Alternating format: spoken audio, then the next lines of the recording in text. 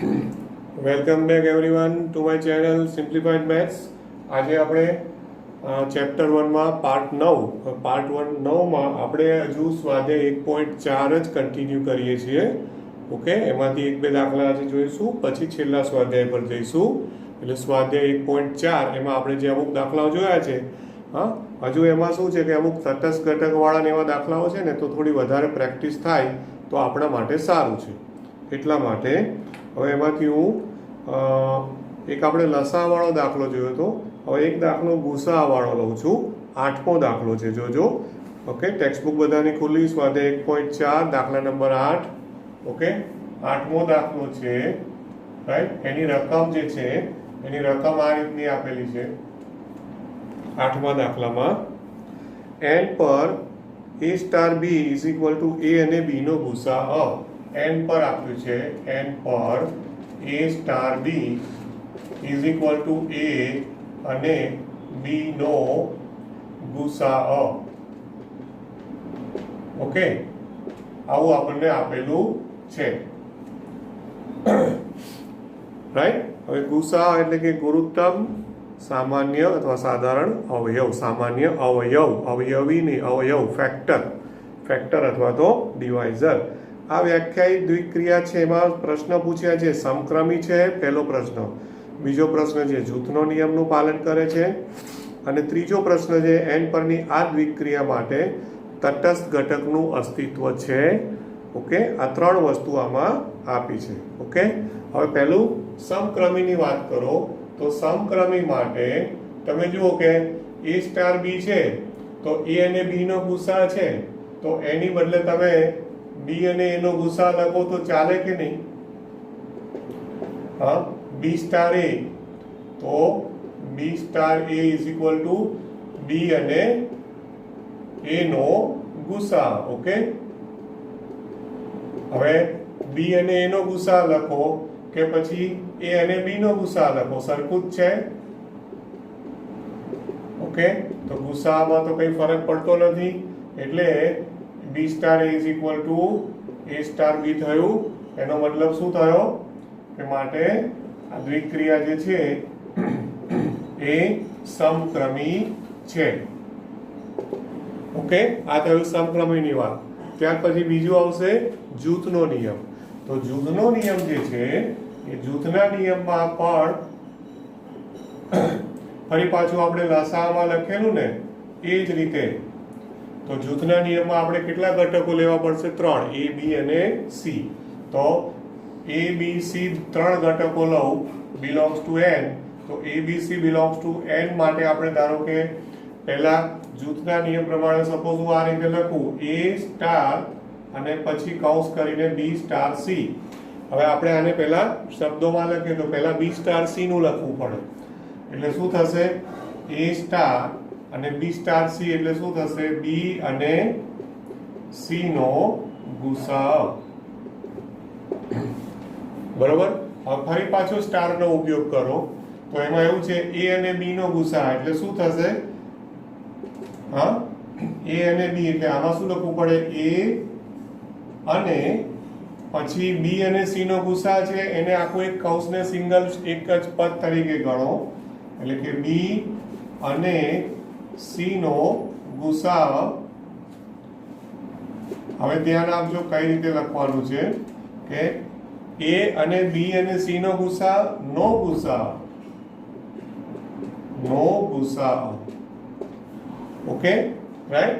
a star અને આ જે કૌંસ છે ને, એ કૌંસને એવું હોય તો તમે એક કામ કરો કે આ કૌંસને તમે એવું માની લો કે આ કૌંસ છે d છે, તો a સ્ટાર d. તો a સ્ટાર d એટલે શું થાય? a અને d નો ગુસાઅ. d હું કોના માટે બોલ્યો છું? આ કૌંસ માટે. તો કૌંસની જગ્યાએ મારે કૌંસ આખો લખવો પડે. એટલે a અને d, d ની બદલે કૌંસ. a અને b અને c નો ગુસાઅ એટલે આખું d, અને નો ગુસાઅ કારણ કે a અને d નો ગુસાઅ. ધ્યાન રાખજો લખવામાં, બરોબર છે? એટલે આમ જોવા જાવ તો એકચ્યુઅલમાં શું થયું? આમ તો ત્રણેયનો ગુસા એવું જ થયું ને. માટે a અને b અને c નો ગુસા, નો ગુસા એટલે એકચ્યુઅલી આમ જોવા જાવ તો સળંગ શું લખી શકો તમે? a અને b અને c નો ગુસા જ કહેવાય આમ તો. ઓકે,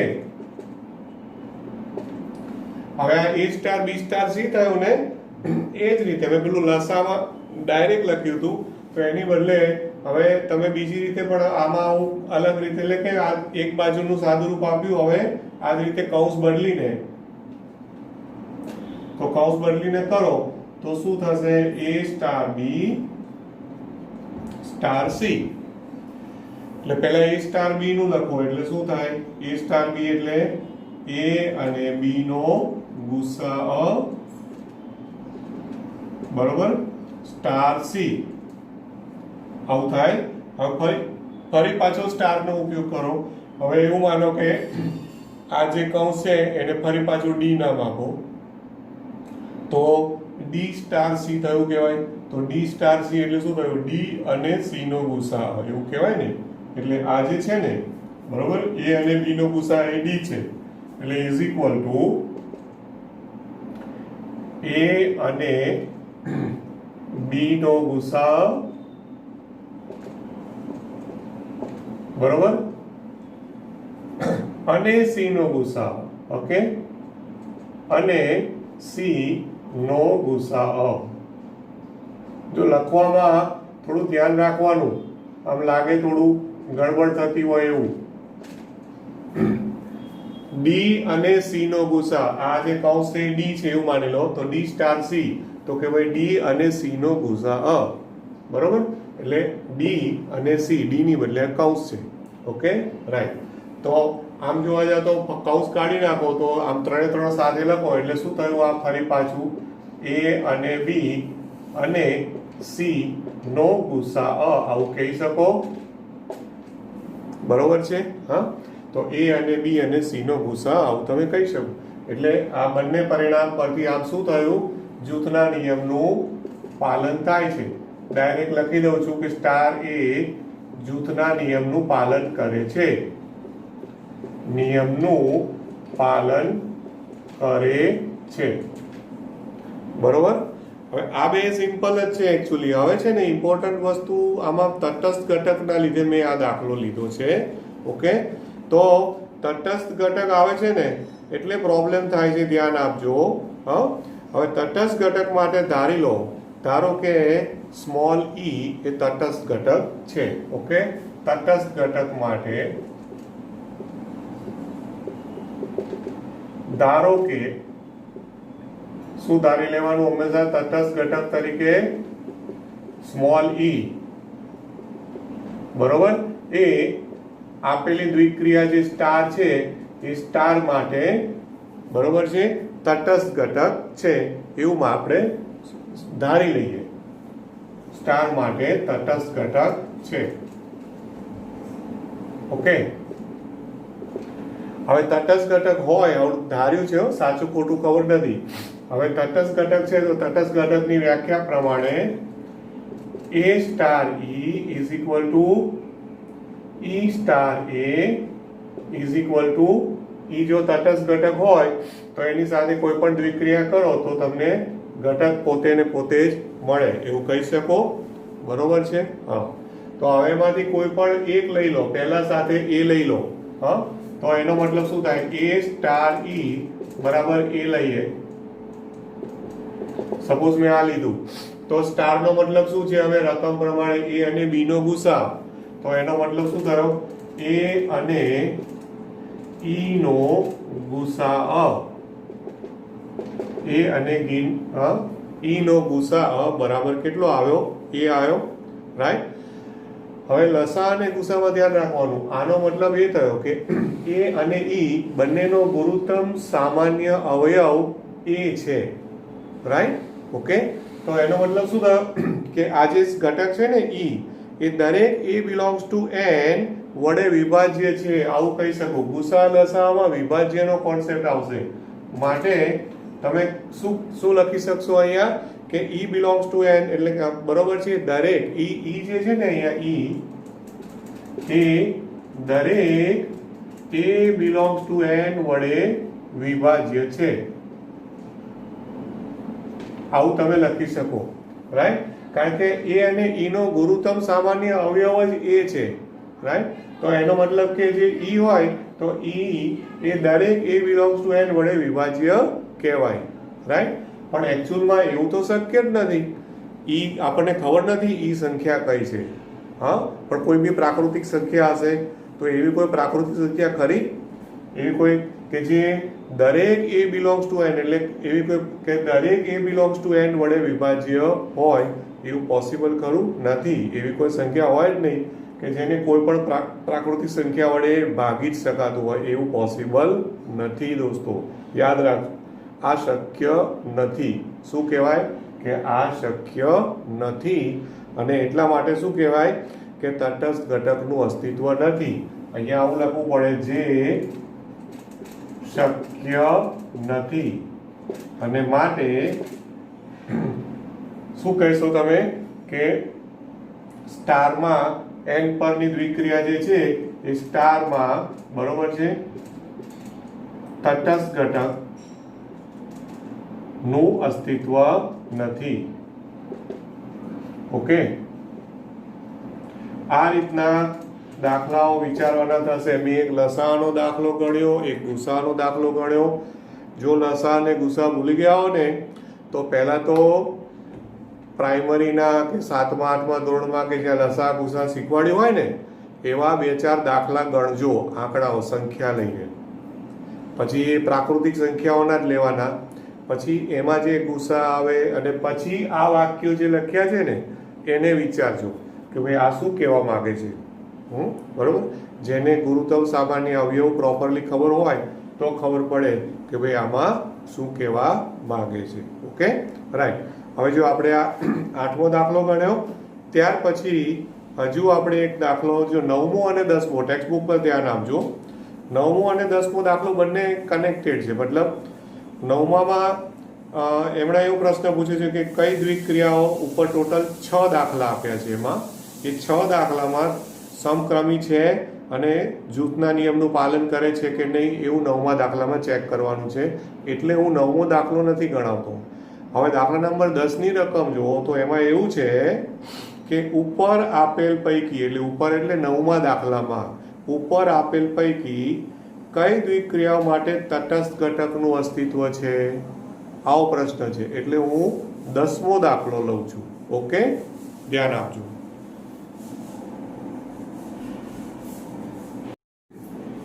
તો જો હવે 10મો દાખલો છે એ 10મા દાખલામાં રકમો બધી ક્યાંથી લેવાની છે? 9મા દાખલાની. તો 9મા દાખલામાં બધી દ્વિક્રિયાઓ છે ક્યુ ઉપર આપી છે. ક્યુ સમય સંખ્યાઓ ઉપર, બરોબર? તો ક્યુ પર, બરોબર, દ્વિક્રિયા સ્ટાર માટે એમાં પહેલી જે રકમ છે એમાં હું આપ્યું છે a star b is equal to a minus b. a star b is equal to a minus b. હવે તમને ખ્યાલ છે કે ક્યુ પર એટલે શું લખવાનું ખ્યાલ છે ને? ક્યુ ક્રોસ ક્યુ એનો પ્રદેશ કહેવાય. ક્યુ ક્રોસ ક્યુ ટુ ક્યુ, પ્રદેશ સપ્રદેશ. એટલે આ રીતે લખવાની પણ ટેવ પાડજો. મેં શરૂઆતમાં થોડા દાખલાઓમાં એ રીતે લખ્યું. હવે તમને ખ્યાલ છે. ઓકે, હવે આમાં આપણે તટસ્થ ઘટકની જ વાત કરવાની છે 10મા દાખલામાં. સમક્રમીને જૂથનો નિયમ 9મા દાખલામાં છે જે મેં લીધું નથી. હવે તટસ્થ ઘટક માટે સૌથી પહેલા તો ધારી લેવાનું. ધારો કે સ્મોલ ઈ તટસ્થ ઘટક છે અને જે પણ હોય ને ક્યુ છે તો ક્યુમાં ધારી લેવાનું. ધારો કે E belongs to Q એ આપેલી દ્વિક્રિયા જે છે એ સ્ટાર માટે તટસ્થ ઘટક છે. આવું ધારી લો. ઓકે, હવે તટસ્થ ઘટક હોય તો એની વ્યાખ્યા પ્રમાણે a star E is equal to A is equal two E star A. આવું થાય. ઓકે, તટસ્થ ઘટકની વ્યાખ્યા પ્રમાણે. હવે આમાંથી છે ને પહેલા કોઈ પણ બે લઈ લો, આ પહેલું બીજું લઈ લો, એટલે કે એ સાથે કોઈ પણ એકને એ સાથે કમ્પેર કરીને માટે a સ્ટાર e બરાબર a લઈએ તો આના પરથી a સ્ટાર e એટલે આ રકમનો ઉપયોગ કરો તો શું થાય? a માઇનસ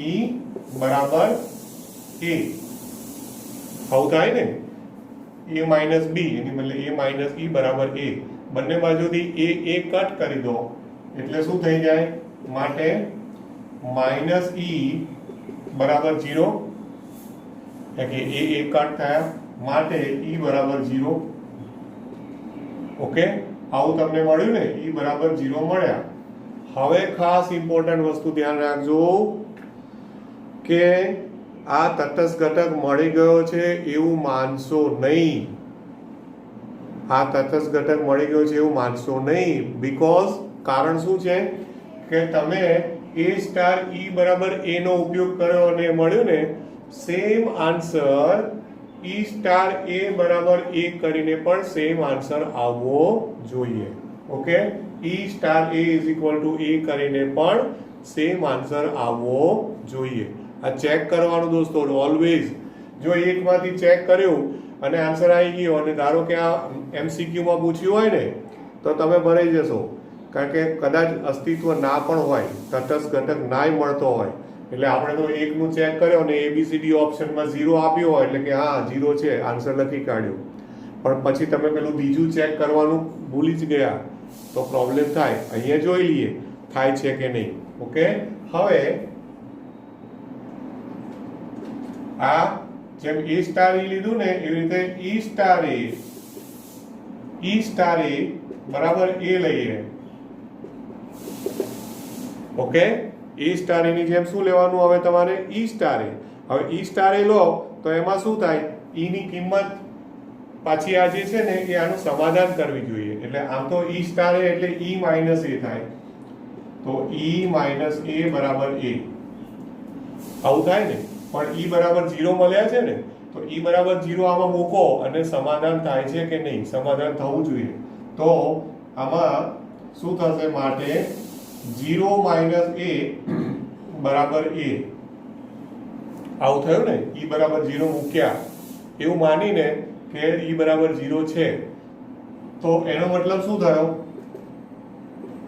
માઇનસ a બરાબર a આવું મળ્યું ને માઇનસ a બરાબર a આવું મળ્યું અચ્છા હવે આવું શક્ય ખરું માઇનસ a બરાબર a એવું કોઈ દાડો બને ઇઝ ઇટ પોસિબલ તો એનો મતલબ શું થયો હા કે e સ્ટાર a આના ઉપરથી શું થયું જે શક્ય નથી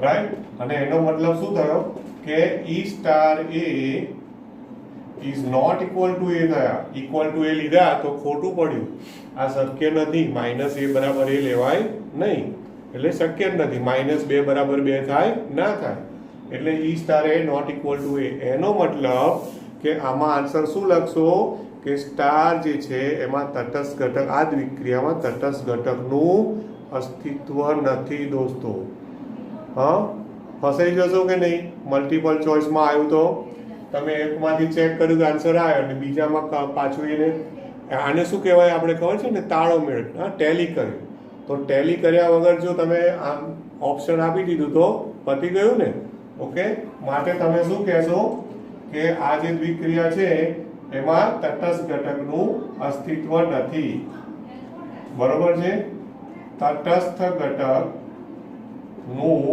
અસ્તિત્વ નથી ઓકે ખ્યાલ આવે ને તો આવી રીતના વિચારવાનું છે દોસ્તો હા હજુ આમાંથી એક દાખલો ગણું છું ફરી પાછું એનો સેકન્ડ લઉં છું પછી આગળ તમે તમારી રીતે વિચારજો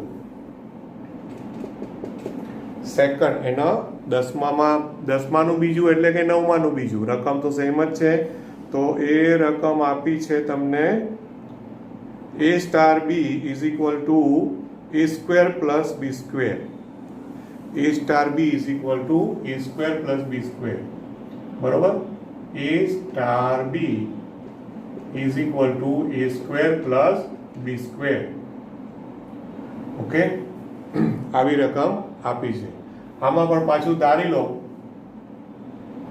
કે ધારો કે E belongs to Q A star પર બરોબર છે આ દ્વિક્રિયા સ્ટાર નો તટસ્થ ઘટક છે આવું ધારી લો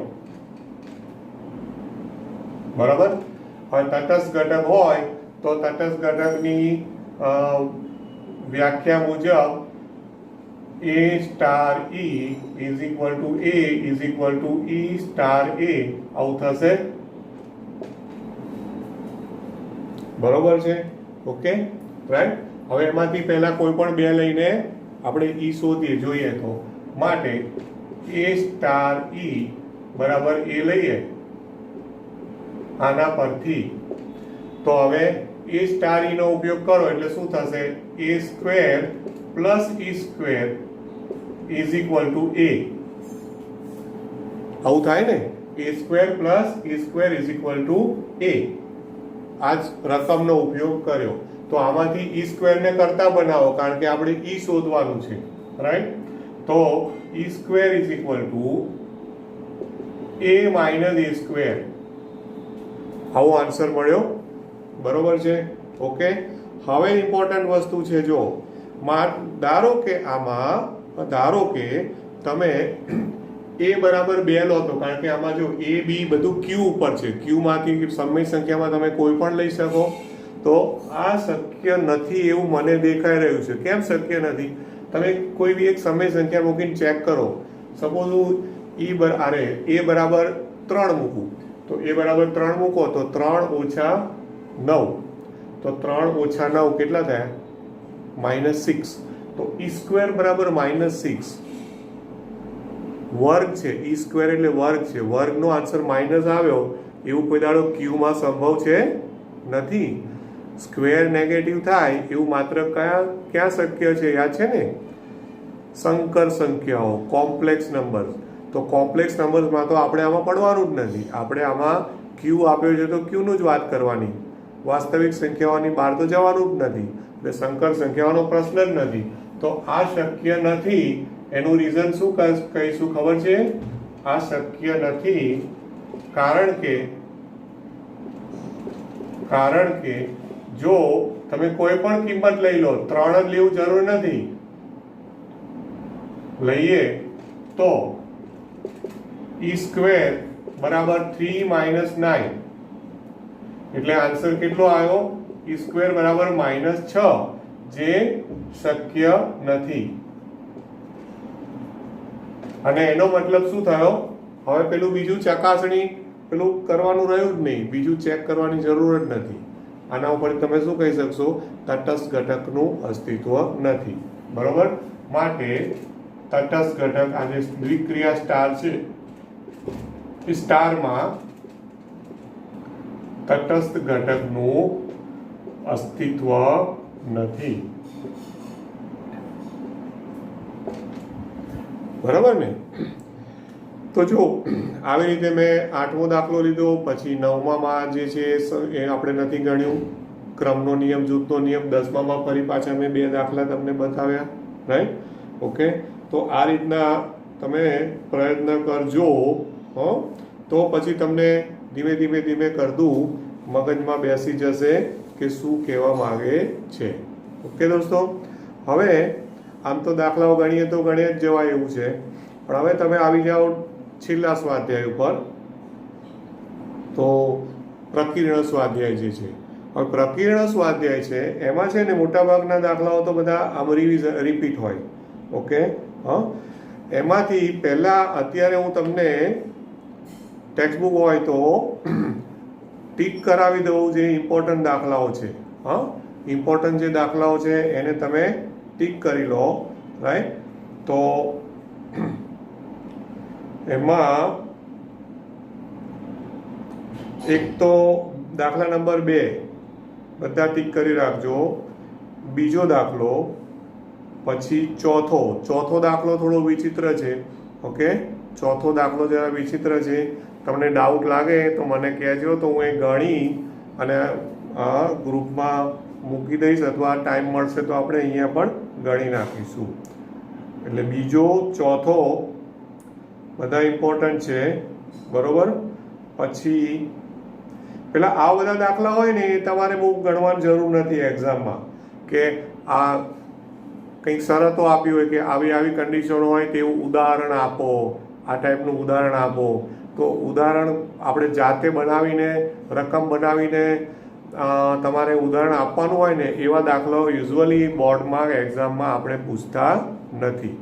ઓકે, યાદ રાખજો દોસ્તો આટલું. ઓકે, પછી ત્યાર પછી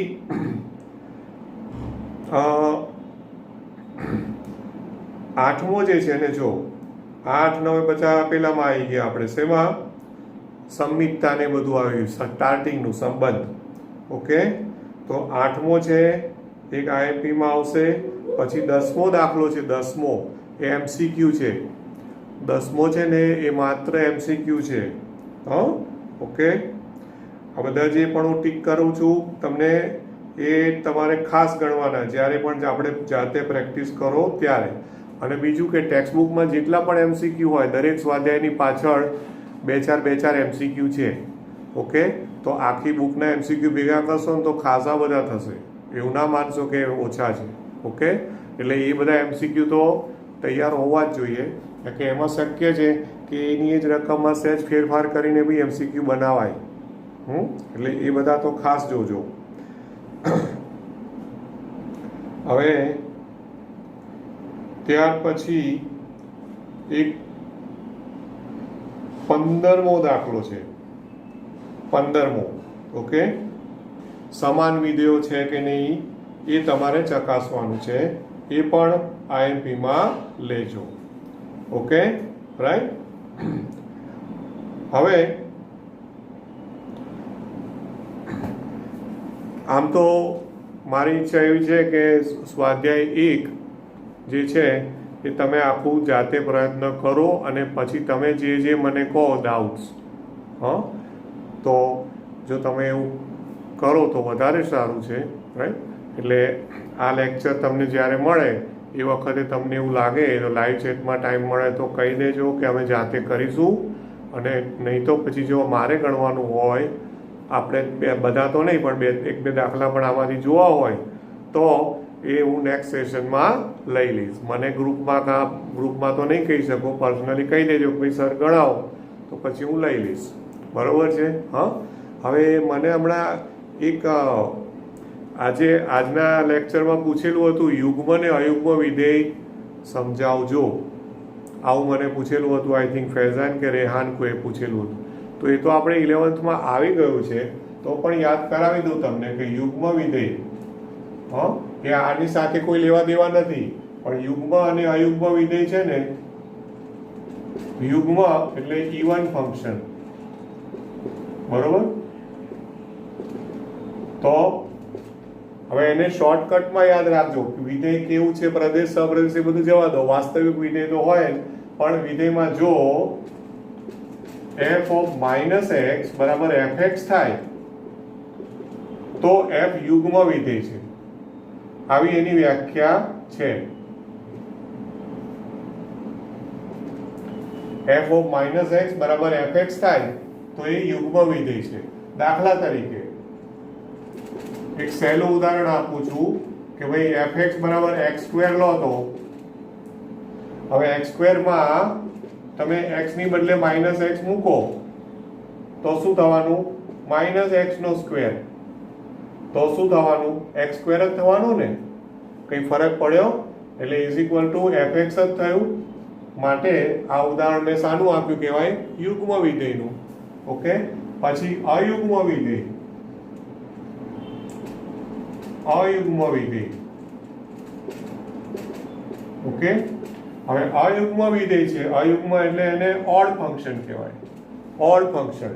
તો એની વ્યાખ્યા આવી છે કે જો f of -x કરો અને -fx થાય, f of -x કરો અને -fx થાય તો બરોબર f વિધેય છે અયુગ્મ છે. હવે આમાં સિમ્પલ ઉદાહરણ આપવું હોય તો દાખલા તરીકે f of -x બરાબર x³ લઈ લો. શું લઈ લો? x³. કારણ કે f of x બરાબર f of x બરાબર x³ લઈ લો. હવે આમાં x ની બદલે -x મૂકો તો -x³ એટલે એકચ્યુઅલમાં તો -12 આવી જાય ને, કારણ કે 3 ઘાત છે એટલે માઇનસ એક્સ ક્યુબ. તો માઇનસ એક્સ ક્યુબ એટલે શું થયું? માઇનસ એફ એક્સ થયું. તો F of minus x leak કર્યું તો આન્સર કેટલો આવ્યો? Minus F x. માટે આ ઉદાહરણ છે એ કોનું છે? અયુગ્મ વિધેયનું. ક્લિયર? સિમ્પલ આટલું. બરોબર? રાઈટ. તો યુગ્મ અને અયુગ્મ વિધેય છે ને એનો દોસ્તો ત્રિકોણમિતિમાં પણ સારો એવો ઉપયોગ આવે છે. તમને એ જો યાદ ના હોય તો પછી યાદ કરાવી દઉં કે સાઇન વિધેય અયુગ્મ છે અને કોસ વિધેય યુગ્મ છે. એટલે સાઇન ઓફ માઇનસ થીટા તો માઇનસ સાઇન થીટા થાય અને કોસ ઓફ માઇનસ થીટા હોય તો કોસ થીટા થાય. આમાં એક્સ ની બદલે ત્યાં થીટા લે છે. બરોબર છે? અને એના ઉપરથી બાકીના 4 વિધેયો પણ યુગ્મ અયુગ્મ તમે વિચારી શકો. કોસ યુગ્મ છે એટલે સેક યુગ્મ થશે. એટલે કોસ અને સેક બે યુગ્મ, બાકીના સાઇન, કોસેક, ટેન અને કોટ 4 અયુગ્મ. ઓકે દોસ્તો, ક્લિયર આટલું? રાઈટ. તો હવે સ્વાધ્યાય 1 સુધીનું લગભગ બધું કન્ટેન્ટ તમારી પાસે મેથડ વાઇઝ છે. પ્રયત્ન કરજો. છતાં મને એવું લાગે છે, આમ તો મેં કહ્યું છે ગણવાનું, પણ છતાં એવું લાગે છે કે એકાદું લેક્ચર હજુ હું આનું રાખું. તો નેક્સ્ટ લેક્ચર આપણું આ ચેપ્ટરનું છેલ્લું હશે અને ત્યાર પછી આપણે ચેપ્ટર ચાલુ કરીશું, ચેપ્ટર નંબર 2, ત્રિકોણમિતીય પ્રતિવિધેયો. એ પત્યા પછી આપણે પેલું લક્ષ, વિકલન, સાતત્યને ત્યાં જવાશે, એ પહેલાં જવાશે નહીં. ઓકે? રાઈટ? ચલો, બાય બાય, મળીએ પછી. Thank you.